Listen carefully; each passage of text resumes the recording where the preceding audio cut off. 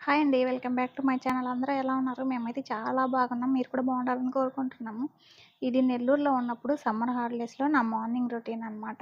ఇది చాలా రోజులైపోయింది నేను షూట్ చేసి, కానీ పోస్ట్ చేయడం చాలా లేట్ అయిపోయింది. చూసారా, సమ్మర్ అవ్వడం వల్ల 6కే ఎంత ఎండొస్తుందో. ఈరోజు మా పనావిడ వస్తుందని చెప్పి నేను కొంచెం లేట్‌గానే లేచాను. కానీ ఆమె బిస్కెట్ ఏసింది, రాలేదు. అందుకే కొంచెం ఫస్ట్ నేను లేవంగానే చేసే మొట్టమొదటి పని ఏంటంటే బ్రష్ చేయడం. బ్రష్ చేశాకే నేను ఏ పనైనా స్టార్ట్ చేశాను. గ్యాస్ దగ్గరికైతే అస్సలు వెళ్ళను. బ్రష్ చేసి తర్వాత టీ పెట్టేసి మిగిలిన పనులన్నీ చేసుకుంటాను. అది ఎక్కడైనా సరే, చెన్నైలో ఉన్నా సరే, నెల్లూరులో ఉన్నా సరే, ఇదే నా మార్నింగ్ రొటీన్ అనమాట. కంపల్సరీగా చేసే పని ఇది.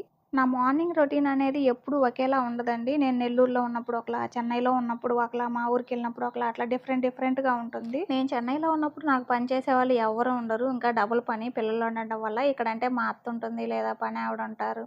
నాకు కొంచెం పని తక్కువే అనమాట. అందుకే నాకు ఇక్కడ రొటీన్ కొంచెం డిఫరెంట్‌గా ఉంటుంది. మా ఊరికెళ్తే ఇంకా డిఫరెంట్ అనుకోండి. ఇంక పల్లెటూరు కాబట్టి. బయట నీళ్లు చల్లి ముగ్గు పెట్టే డ్యూటీ పనావిడదే అనమాట. డైలీ ఇంకా ఆవిడే చేస్తుంది. ఇంకా ఆమె లేకపోవడం వల్ల మేము చేస్తున్నాము. ఇక్కడ కాబట్టి నీళ్లు చల్లి ముగ్గు పెడుతున్నాము. అదే చెన్నైలో అయితే అంత సీన్ లేదులేండి మాకు. అసలు వాకిలి చిన్నదనమాట. నీళ్లు చల్లి ముగ్గు పెట్టే అంత ఉండదు.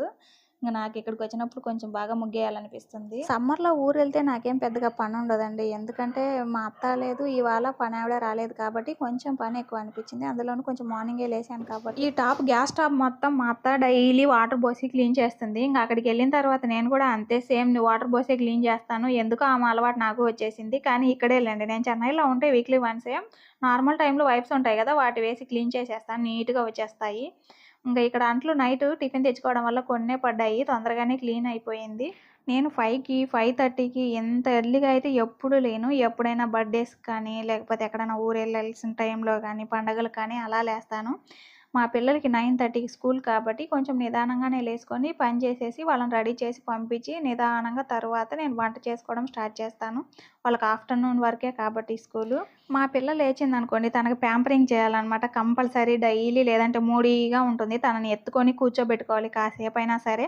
అప్పుడే తను లేచి తన పనులు తను చేసుకోగలుగుతుంది. అందుకోసమనే నేను కొంచెం ముందు లేచి పనులన్నీ చేసుకొని రెడీగా ఉంటానన్నమాట. నాకు ఈ గ్యాస్ క్లీనింగ్ అయిపోగానే టీ కంపల్సరీ పడాలండి. నేను మార్నింగ్ లేవగానే నాకు టీ పడకపోతే నేను ఏ పని స్టార్ట్ చేయలేను. అది నా పెళ్ళయ్యాకే అలవాటైపోయింది. నాకు ముందైతే అసలు టీ తాగే అలవాటే లేదు.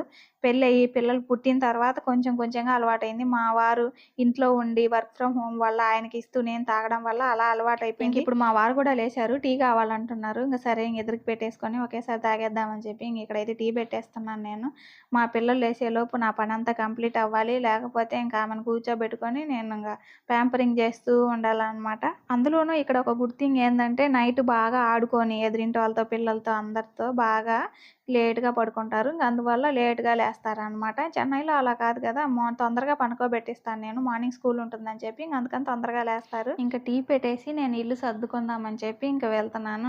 నైట్ మా పిల్లలు రచ్చ చేస్తారు కదా, అక్కడ వస్తువులు ఇక్కడ, ఇక్కడ వస్తువులు అక్కడ పడేసి హాల్ అంతా మొత్తం వాళ్ళ వస్తువులే ఉంటాయి.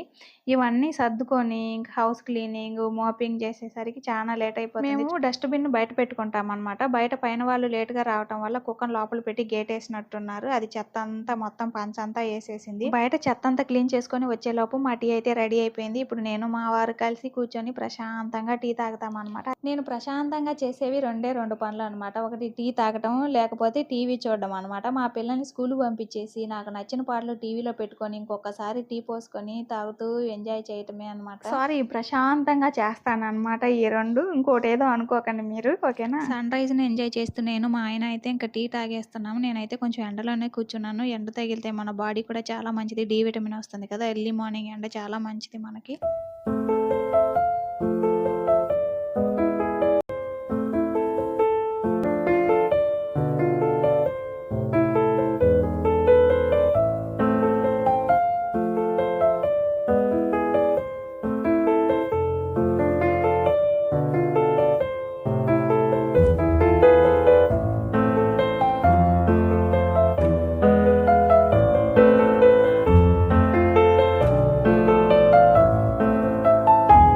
ఇప్పటిదాకా బయట వర్క్ అయిపోయింది. ఇప్పుడు ఇంట్లో స్టార్ట్ చేశాననమాట. ఇంకా ఇల్లు ఊడ్చేసి మోపింగ్ పెట్టేయటమే.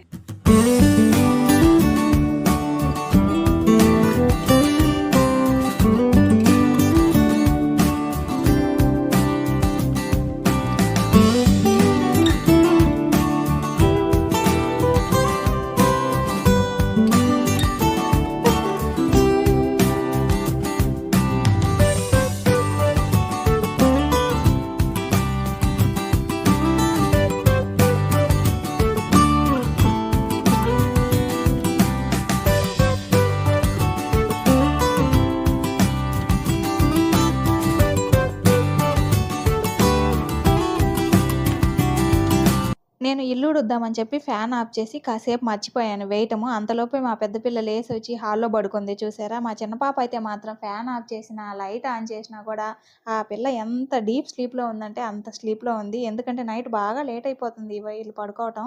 అందుకే ఇంకా లెగట్లేదు మార్నింగ్ టైంలో. ఇంక నేనైతే స్నానం చేసి దీపం పెడదామని వచ్చాను. డైలీ మా అత్తే పెడుతుంది. ఇంక మా అత్త 1 వీక్ అయింది ఊరెళ్ళి. ఇంక అందుకే నేను పెడుతున్నాను. లేదంటే దీపం వరకు మా అత్తకి ఎంత బాగలేకపోయినా కంపల్సరీ పెడుతుందనమాట.